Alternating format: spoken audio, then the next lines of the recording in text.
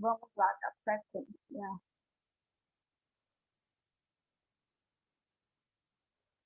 Então, gente, ainda falando sobre a questão de ser pertinente ou não. Cadê vocês, hein? Estou vendo vocês aqui mais. Tudo com a câmera fechada. Ah, tá. Apareceram. Deixa eu explicar para vocês com relação a essa questão de ser pertinente. Eu vou botar aqui a lousa, que eu acho que fica mais fácil explicar. Presta atenção. Vamos lá.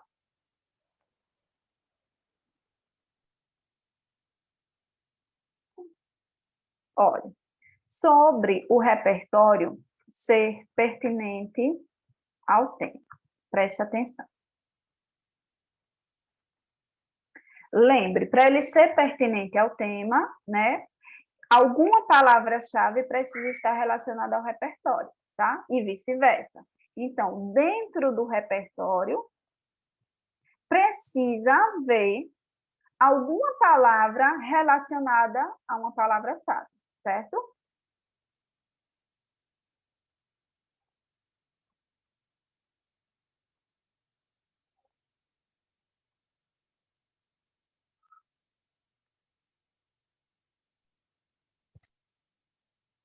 Pelo menos uma palavra-chave. Não precisa ser todas as palavras-chave do texto, não, tá? Pelo menos uma palavra-chave tem que ter ali dentro do repertório. Mas não precisa ser a palavra-chave do mesmo jeito que está lá na frase temática, não. Presta atenção, vou explicar para vocês como pode ser. Como é que você pode fazer isso? Essa palavra-chave, ela pode ser um hipônimo.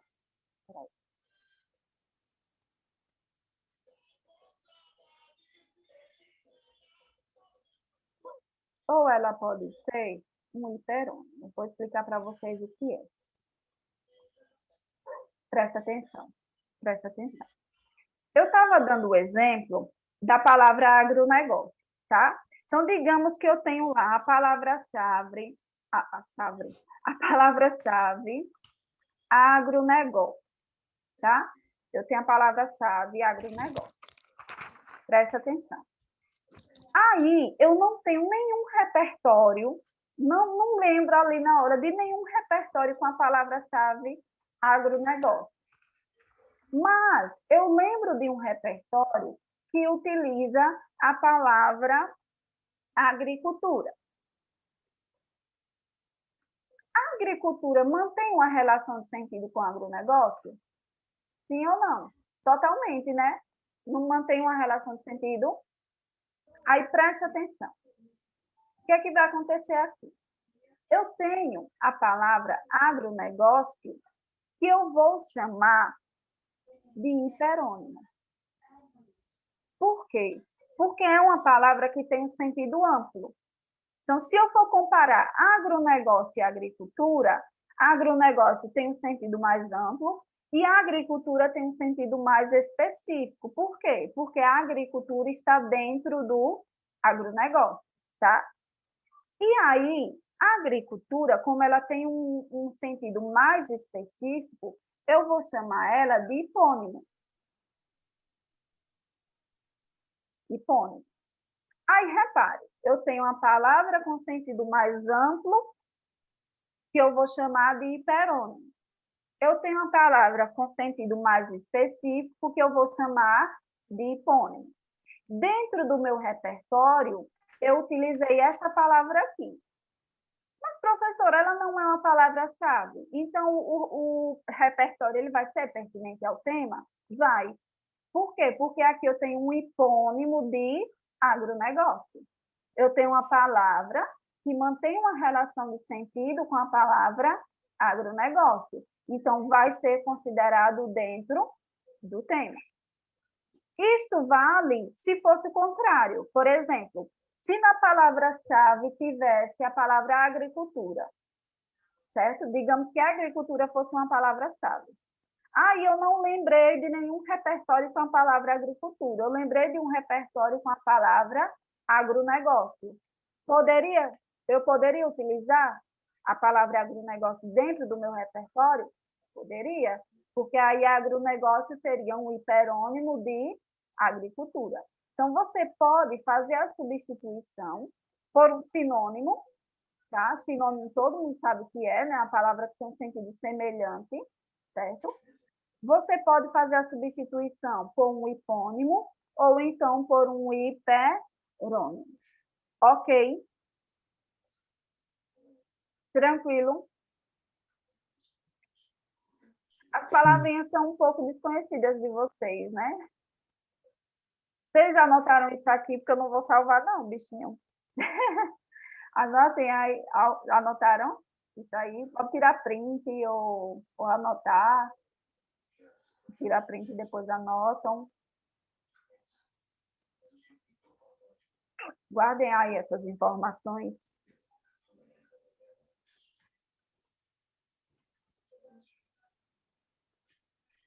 Posso tirar? Pode. Ok. Vou botar aqui de novo na apostila, para a gente dar continuidade. Então, recapitulando, o repertório precisa ser legitimado, pertinente ao tema, e ele também precisa ser produtivo. 3. Certo? Tranquilo? Posso dar continuidade? Pode sim. Tá bom. Como melhorar a competência 2? Aí eu vou dar algumas dicas, tá? De como você pode melhorar e como você pode ficar muito bom nessa competência. Vamos lá. Mantenha-se informado sobre os temas possíveis de cair na redação. De tal modo, quando você lê a proposta de redação no dia da prova, correrá menos risco de não compreendê-la e acabar fugindo do tema. Além disso, a leitura contribuirá para a obtenção de um repertório sociocultural produtivo. Gente, quanto mais temas de redação você estuda, mais chances você tem de compreender o tema da redação, tá? Não vai fugir. Fugir do tema nenhum de vocês vai. Aluno meu não foge do tema não, tá? Não vão fugir. Por que não vão fugir do tema? Porque eu já disse para vocês como é que não foge do tema. Então, ninguém vai fugir. Mas pode acontecer de você fazer uma interpretação equivocada do tema e tal, né? Para isso, você precisa fazer várias redações de vários temas e estudar vários temas, certo? É sempre bom saber quais são os temas possíveis de cair na prova. Pode acontecer de cair um tema que você nem sonhou? Pode, claro, a gente trabalha com possibilidades, mas também pode acontecer de cair um tema que foi bastante trabalhado, não o tema em si especificamente, mas algo relacionado a ele, tá? Como, por exemplo, o ano passado, a gente trabalhou 2 vezes 2 temas relacionados a problemas psicológicos. E o tema da redação foi sobre doenças mentais, né? Então, eu lembro que alguns alunos, depois da prova, foram e me disseram que estava preparado para o tema porque tinha sido uma temática que tinha sido bastante discutida, né, no decorrer do curso. Então, é muito importante que vocês estejam sempre atentos quais são os temas que podem cair, né? Eu tenho que estar atenta ali sobre as possibilidades. Retire todas as palavras-chave da frase temática e as utilize em seu texto. Se fizer isso, não vai zerar a redação, tá? Tem que retirar as palavras-chave e já utilizar de preferência dentro da... Quem lembra? De preferência dentro de quê? As palavras-chave. Introdução. Da tese. Da introdução, de preferência na tese, né? Se não der para utilizar tudo na tese, pelo menos na introdução, certo? Tente não se prender aos textos motivadores, gente, isso é muito importante. Texto motivador não serve de repertório, tá certo? Então, aquelas informações que estão lá nos textos motivadores servem para você ter as ideias, não servem de repertório, não. Então, nada de tirar as informações de lá, não. Ok? Entendido? É proibido. Terminantemente proibido utilizar informações dos textos motivadores como se fossem repertório. Proibidíssimo, tá? Mostre que você tem um conhecimento além daqueles textos motivadores. Como é que você mostra esse conhecimento além? Utilizando repertório. É isso. Utilizando um livro, um filme, um contexto histórico, um conceito, um autor, certo? Não argumente com base no senso comum. Gente, o que é o senso comum? O senso comum é o que todo mundo sabe. Se você está dizendo que todo mundo sabe, não é repertório, certo? É repertório pessoal, ou seja, é o que eu acho. Não o que eu sei, é o que eu acho, tá? Então, você tem que trazer esse conhecimento além, certo? Então, se você for colocar uma informação e você colocar, você ficar na dúvida se é repertório, você faça a seguinte análise. Essa informação todo mundo sabe? Se todo mundo souber, não é repertório, tá? Se for uma coisa que tá explícito, que todo mundo sabe, não vai ser considerado repertório, vai ser considerado senso comum. Obedeça a estrutura do texto dissertativo argumentativo, isso eu já lhe disse, né? Eu já disse a vocês. Introdução, argumentação e conclusão. Não pode faltar nenhuma parte dela.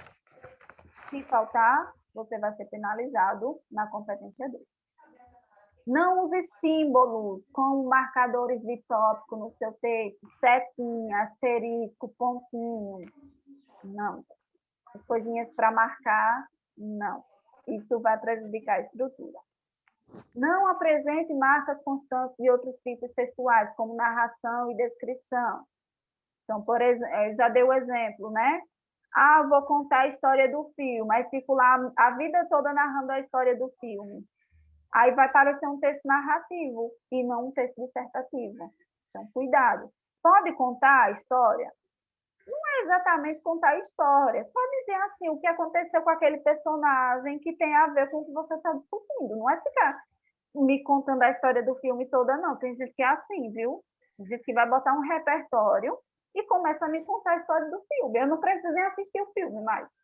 Porque me bota tanto detalhe, tanto personagem, tanta coisa que aconteceu. Oxe, parece uma resenha, parece mais uma resenha do que um texto dissertativo.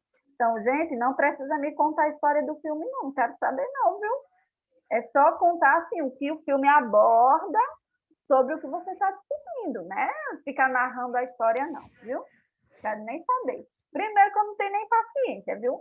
Se alguém for me contar a história de um filme, eu fico impaciente. Eu não tenho paciência para escutar. Então, não vou me contar a história de filme na redação, não, viu? Não quero nem saber, nem me contem.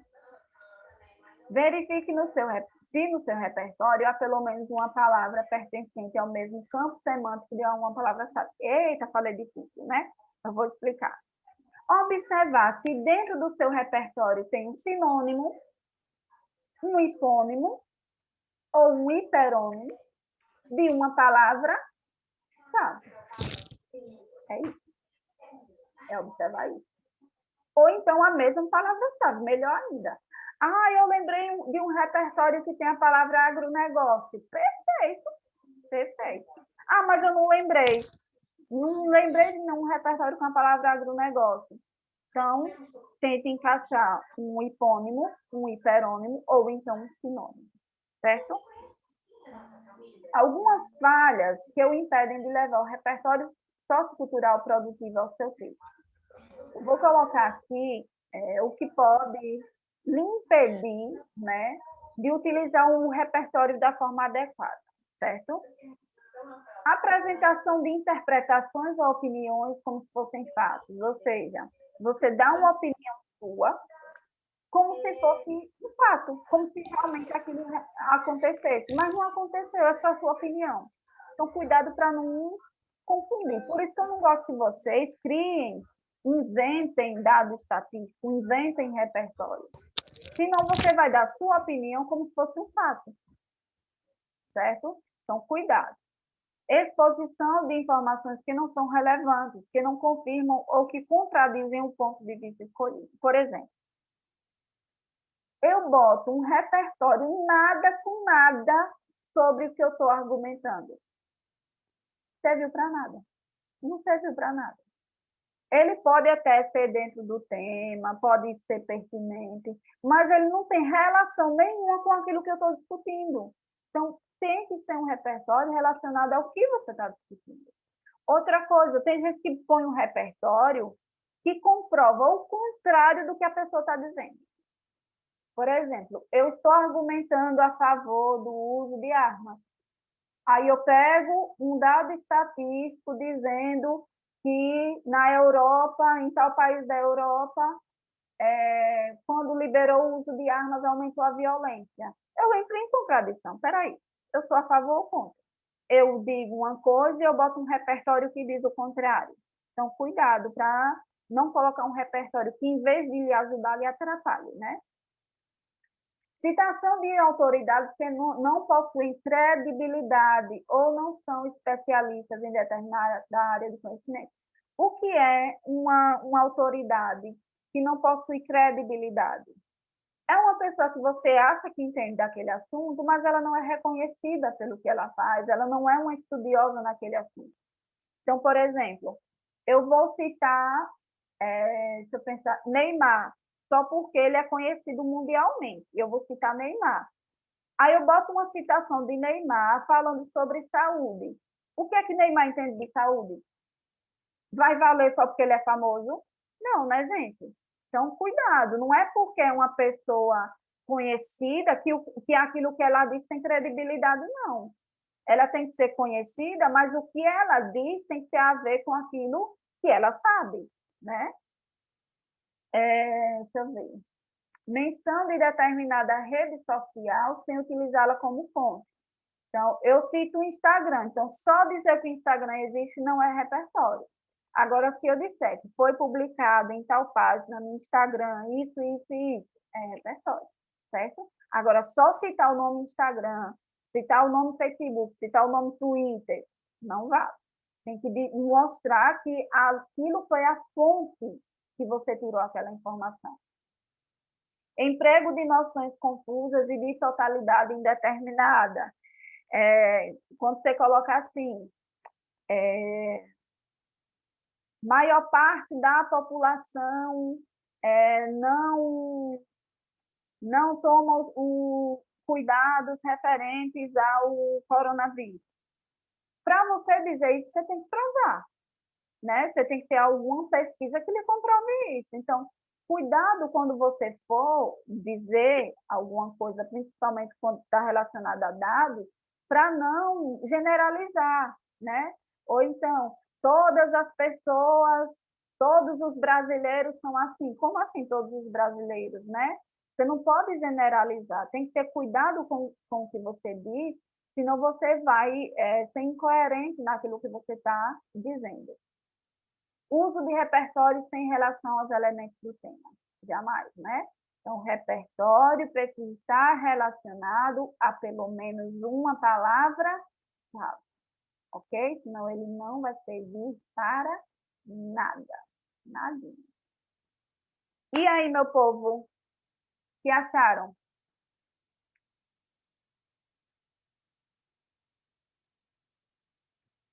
Difícil?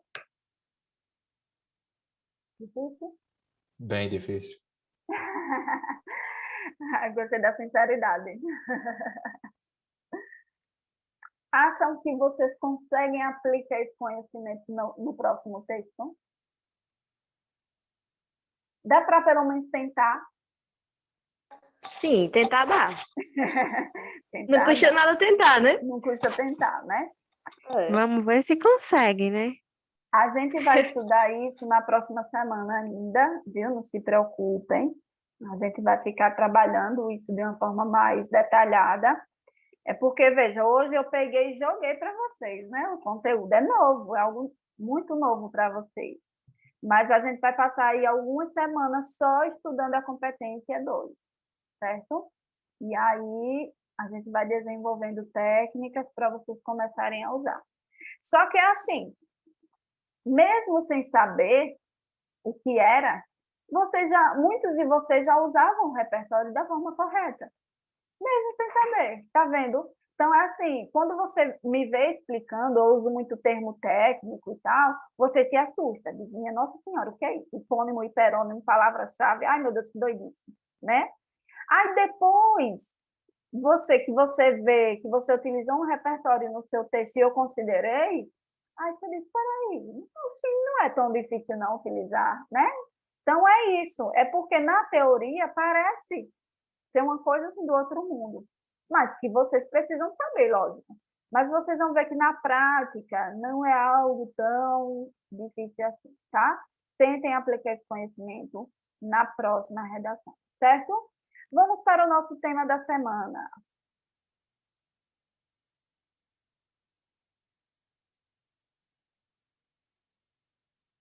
Vamos lá.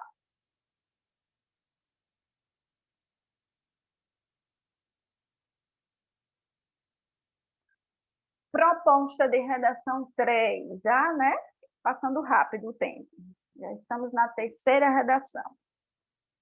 Desafios para a questão da educação financeira no Brasil. Desafios para a questão da educação financeira no Brasil. Qual o nosso primeiro passo mesmo? Só para saber se estão ligados. Retirar as palavras-chave. Exatamente, muito bem. Retirar as palavras-chave. Vamos lá. Primeira palavra-chave. Desafios. Exatamente, desafio. Próxima. Questão. Questão, tem que estar. Próxima. Educação financeira. Exatamente. Eu posso separar educação e financeira? Não. Não. Não, né? Porque, vejam, financeira complementa o sentido de educação. Educação, substantivo, financeira, adjetivo, né? Então, um está complementando o sentido do outro. Então, as duas vão formar uma só palavra-chave. E a última? Brasil. Brasil. Exatamente. Antes de ir para os textos motivadores, eu quero saber de vocês se vocês sabem o que é educação financeira.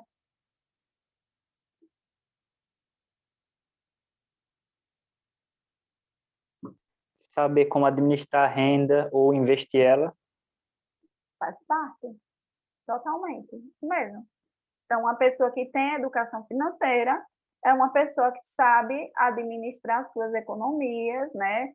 Sua renda de maneira geral. É aquela pessoa que não gasta em excesso, é aquela pessoa que sabe investir, aquela pessoa que consome com consciência, né? Então, é isso. A educação financeira é isso. Antes de ler os textos motivadores, eu quero jogar aqui algumas perguntas para instigar um pouquinho vocês. Vocês acham que o brasileiro, de maneira geral, ele é educado financeiramente? De forma nenhuma. Não. Não. Qual o maior Não. problema para vocês com relação à educação financeira, quando a gente fala do brasileiro? Consumismo seguinte. exacerbado. Consumismo, Gustavo falou do consumismo. Quem mais ia falar? Eu acho que falácias como que poupança rende dinheiro atrapalham muito. Certo, é como se fosse assim um mito, né, que as pessoas acreditam, né, em coisas erradas relacionadas à poupança. Gostei aí, diferente esse argumento.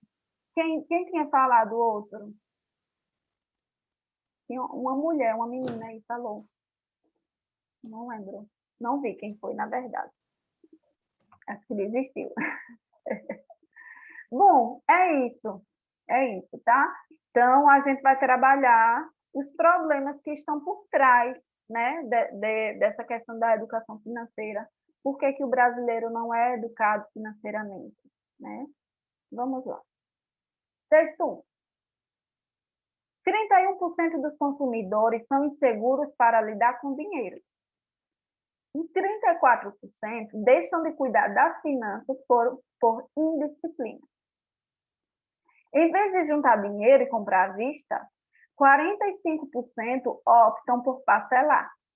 SPC Brasil lança aplicativo com dicas para melhorar a gestão de orçamento. Planejar as despesas da casa, organizar o orçamento de acordo com a receita disponível e não exagerar nas compras impulsivas. O brasileiro até sabe o que precisa ser feito, mas nem sempre coloca a teoria em prática. O estudo, realizado em todas as capitais pelo Serviço de Proteção ao Crédito, SPC Brasil, e pela Confederação Nacional de Dirigentes Lojistas, CNDL, revela que 45% dos brasileiros admitem não fazer um controle efetivo do próprio orçamento, percentual que sobe para 48% entre as pessoas das classes C, D e E, e para 51% entre os homens. Entre os que fazem uma administração precária do orçamento, 21% confiam na própria memória para gerir os recursos financeiros. Os que fazem o controle de fato do orçamento somam 55% dos consumidores, sendo o caderno de anotações, 28%, a planilha em Excel, 18%, e aplicativos no celular, 9%, as práticas mais adotadas. Para a economista-chefe do SPC Brasil, Marcela Kowalski, a disciplina é parte fundamental para uma vida financeira saudável. Foco e esforço são essenciais para se alcançar uma vida financeira equilibrada. Então, vamos lá. Aqui no texto 1, a gente tem dados, né, dados estatísticos sobre como é o comportamento da população brasileira com relação às suas finanças, né? Ele coloca aqui dados sobre isso. Ele coloca que a gente tem uma porcentagem alta de pessoas que não fazem nenhum controle das finanças. Não fazem anotações do que gasta, né? do que tem, enfim, não fazem nenhum controle e guardam tudo na mente, né? A todas as contas ali, tudo de cabeça. Eu devo isso, isso e isso, eu tenho X de dinheiro, eu vou conseguir, fica tudo ali na mente, né? Na cabeça. E aí ele mostra que a porcentagem dessas pessoas que fazem esse controle é uma porcentagem pequena. Eu achei que fosse até menos. Ele diz aqui, no final do parágrafo, ele diz, os que fazem um controle de fato do orçamento somam 55% dos consumidores. Achei até muito. Achei que era menos, tá? Aí ele colocou que alguns usam caderninho de anotações, né, para ver seus gastos, seus ganhos, tudo direitinho. Outros usam a planilha bonitinha no Excel, outros usam aplicativos. Existem aplicativos que fazem isso, né? Que ajudam a fazer esse controle. Mas, assim, fazendo a análise desses dados, vendo como é que o brasileiro se comporta, né, com relação a esse controle do orçamento, vocês enxergam qual o problema aí por trás desses dados?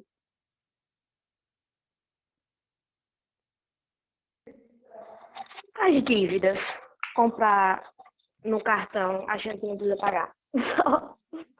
Acúmulo de dívidas. Exato. Acúmulo de dívidas. é uma consequência dessa falta de controle, né? Porque se faz um controle ali dos seus gastos, vai se afundar em dívidas, né? Por mais que a pessoa ganhe, porque é assim, né? Quanto mais a pessoa tem de renda, mais ela gasta. A tendência é essa. Então, independente de em qual classe social aquela pessoa está, se é A, B, C ou D ou E, ela vai gastar sempre a mais do que ela ganha, mesmo que ela receba muito, mesmo que ela ganhe muito, né? O que mais? Qual problema aí vocês enxergam por trás desse motivador?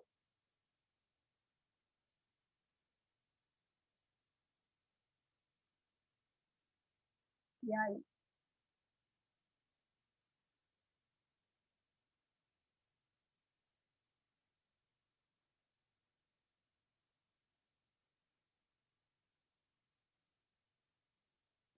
Ninguém?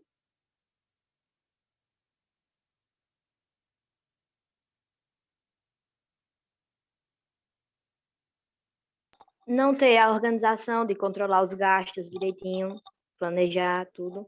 Falta de planejamento, acúmulo de dívidas. Muito bem, muito bem. Vamos aqui para o texto, para a frase temática, presta atenção. Desafios. Então, vejam, os nossos argumentos vão precisar ser desafios, tá? Nossos argumentos precisam ser os desafios. Então, o acúmulo de dívidas é um desafio, a falta de gestão, né, do dinheiro também é um desafio. Vamos para o texto 2. A influência das redes sociais no comportamento do consumidor e das organizações. Cada vez mais as redes sociais passam a fazer parte do nosso cotidiano. Além de permitirem a interação entre as pessoas, atualmente estão cada vez mais presentes nas organizações que visualizam nessas mídias uma forma de se aproximarem dos seus consumidores, assim como também mudou a forma e o comportamento de consumidores nos últimos tempos. A cada dia mais pessoas têm acesso à internet e agora é possível realizar compra e venda online, atacado ou varejo, o que significa fazer negócios em um número cada vez maior de consumidores através do comércio eletrônico. Com o dia a dia cada vez mais corrido, o consumo online trouxe mais comodidade e facilidade ao consumidor, pois esse novo tipo de relacionamento mercantil caracteriza-se pelo fato do consumidor não necessitar se deslocar de sua residência até o ponto de venda para pesquisar preço, escolher o produto, efetuar a compra e até mesmo realizar o pagamento. Assim, o consumidor consegue usar seu tempo de forma mais eficiente. O e-commerce ganha bastante destaque atualmente. É um fator globalizante, sem fronteiras, e capaz de interligar consumidores e fornecedores por meio da rede mundial de comunicação. Novos hábitos de consumo surgem com o rápido avanço da tecnologia, que proporciona um fortalecimento do poder do consumidor, à medida que se torna mais fácil chamar sua atenção. Assim, o universo digital estabelece um modo de vida completamente diferente. O fluxo de informações se transforma com o manuseio de um conjunto de ferramentas de comunicação como televisão, internet, mensagens instantâneas, comunidades virtuais, vídeos online, rádios, revistas, marketing viral e games online. O título do texto 2 é Influência das redes sociais no comportamento do consumidor e das organizações. As redes sociais interferem nos nossos hábitos de consumo? Sim. Sim. Sim. Então, a gente pode dizer que aqui no texto 2, o problema principal é o consumo exagerado provocado pela influência dessas mídias sociais? Concordam? Sim. Ok. Vejam, por que vocês acham que nós somos tão influenciados ao consumo através dessas redes sociais? O que foi que mudou de uns tempos para cá? Por que isso está mais forte? Porque as empresas elas adotam maneiras mais inteligentes de chamar nossa atenção. Exatamente.